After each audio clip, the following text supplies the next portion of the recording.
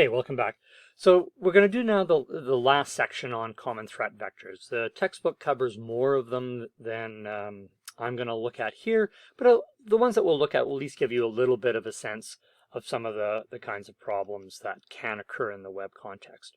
And as you can see from the picture, I'm still in my basement. I'm wearing a house coat, but I'm still trying to do these things for you. So let's get going. So what are some of these common threat vectors? Well, one of the most I don't know. We often don't. We often think of some of these security threats as being really sophisticated, but brute force attacks on login forms are not sophisticated at all. In fact, they're really powerful if they work.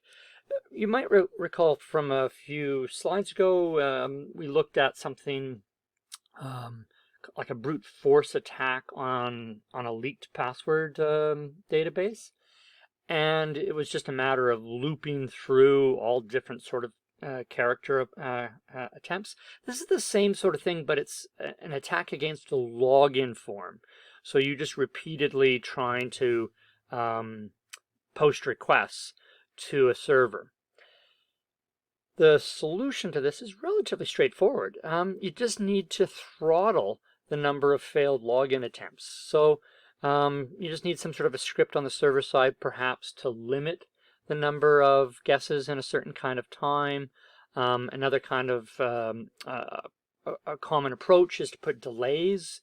So let's say after 3 failed attempts, you can only do a login attempt every 1 second or 3 seconds or something like that. And that's generally good enough to stop all brute force attacks. Another thing that you sometimes see are CAPTCHA. I think that's how you pronounce it. Some CAPTCHA forms where you have to type in some text or do something that again slows down the process of logging in. Oh, I thought I deleted that slide. Oh well, I'll just have to ignore that one because I've got a better version of it here.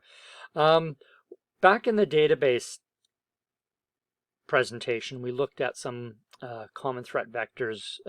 We looked at SQL injection and why we needed to use prepared statements. Well, you may not have looked at that. Maybe you've come to this presentation through some other link. So let me just describe it again.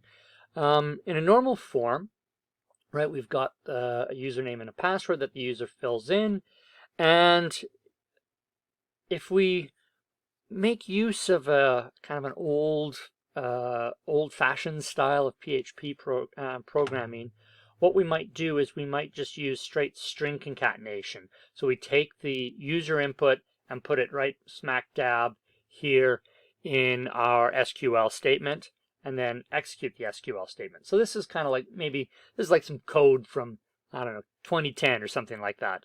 Well, in an SQL injection attack, someone doesn't put a username and password in, they put in some SQL. So, quote, semicolon, what? Well, a semicolon, you may remember, terminates an SQL statement. So when this input goes in through this script, this is the SQL that gets generated. So that single quote, in a sense, terminates the previous single quote. The semicolon ends it. So this is one query, and now we have a second query, one that's much more dangerous, truncating the table, and then the pound sign is a comment in SQL, and so that just comments out whatever it remains in that query. So here, through some rather dastardly user input, we have lost all of our user data.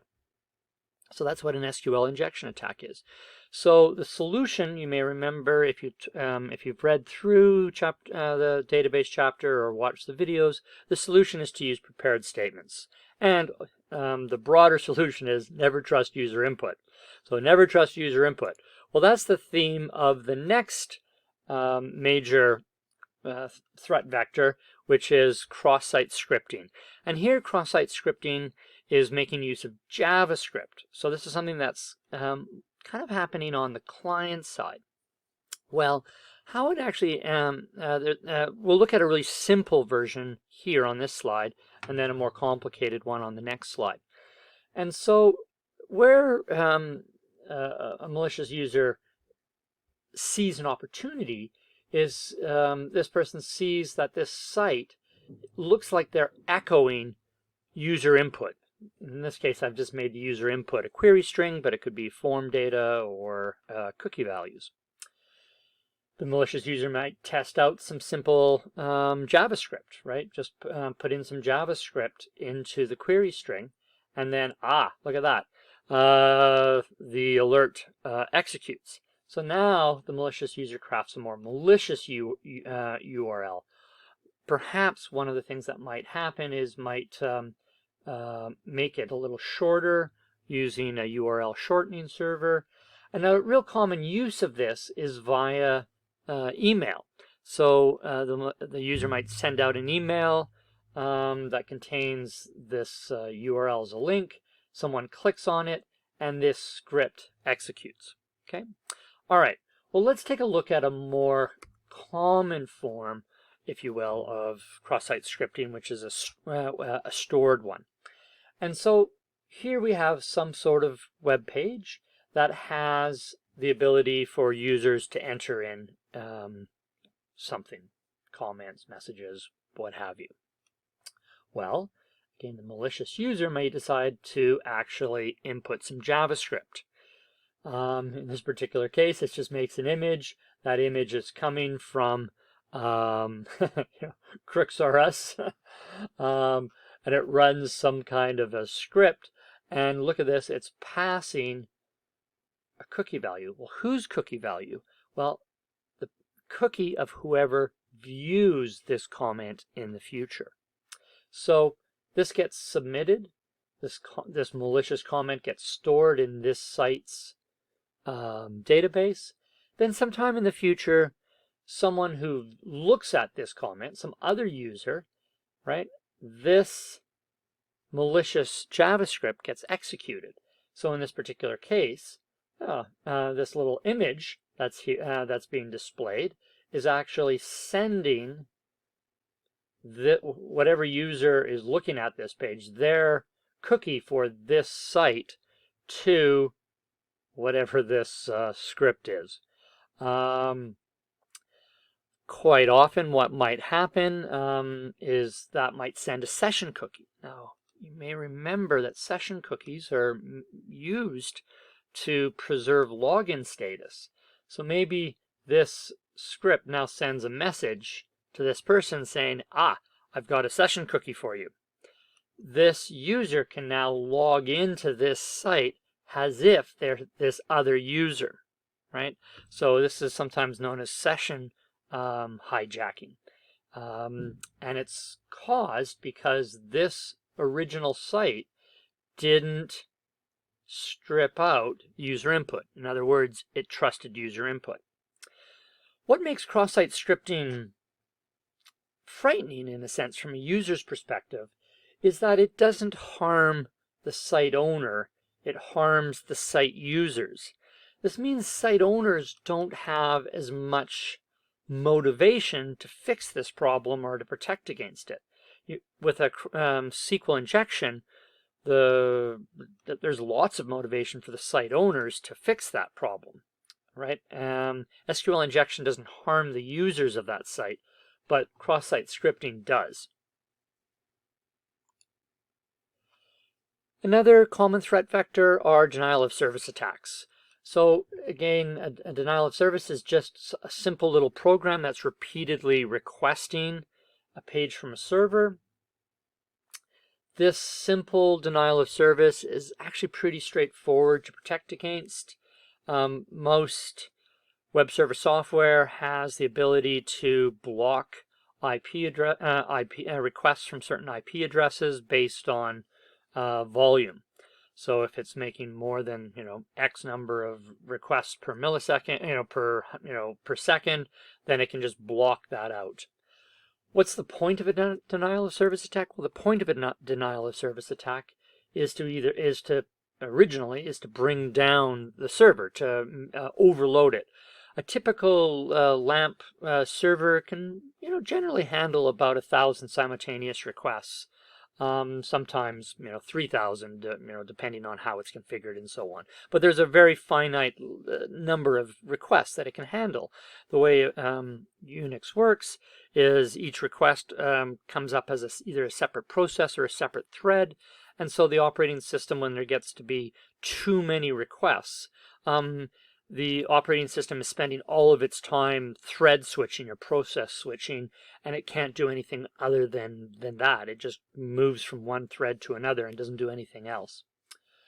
Well, because a simple denial of service attack is easy to protect against, a more sophisticated version is a distributed, where you have many, not just 4, but hundreds or thousands of users making repeated requests. Sometimes this happens because of, let's say, I love this term, a bot army. So this is a whole bunch of computers that have been infected, perhaps, with some kind of virus that allows, the mastermind, the controller of these infected computers, to do a distributed denial of service attack. Interestingly, now with cloud services and so on, there are actually companies offering distributed denial of service attacks as a service. They call it, stress testing. And interestingly, I went to a conference where the person was saying that the main uses of these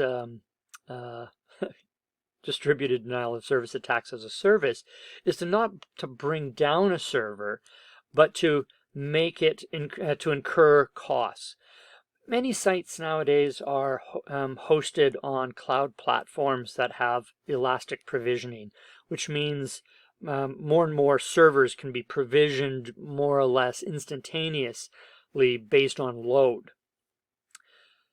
This costs the site owner money, quite a bit of money, if lots and lots of servers get provisioned.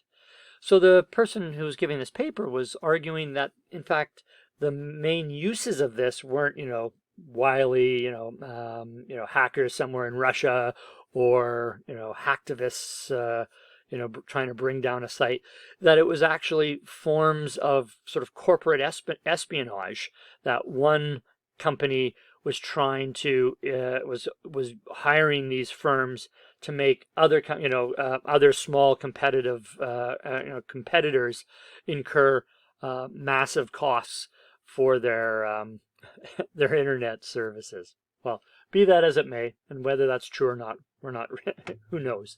But that's going to be the last of the threat vectors that I'm going to look at in this presentation. There's certainly other ones. Crosssite forgery requests are another really interesting one, but this will be fine for us in this course.